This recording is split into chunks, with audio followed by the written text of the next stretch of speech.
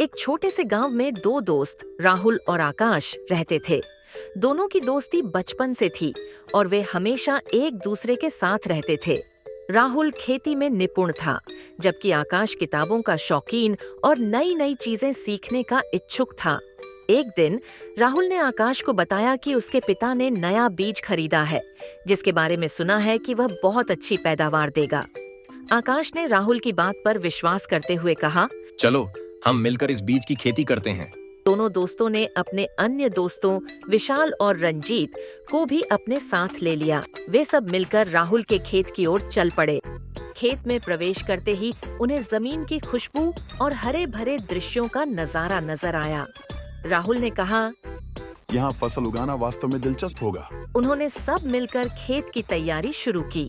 पहले जमीन को जोता, फिर बीज बोए।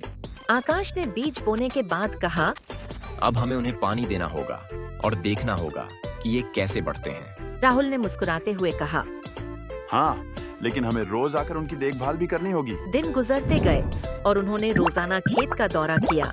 वे पानी देते, घास उखाड़ते और फसल की रक्षा करते। एक दिन जब वे खेत में गए तो उन्होंने देखा कि बीजों से हरी हरी कोपलें निकलना शुरू हो गई हैं। आकाश की आंखों में चमक आ गई। यह तो अद्भुत है।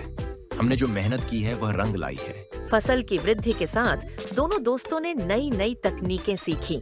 आकाश ने किताबों में पढ़ा कि खेत में विभिन्न प्रकार की खाद का उपयोग कैसे करना है, तो वह राहुल के साथ मिलकर खेत की मिट्टी की जांच करने लगे।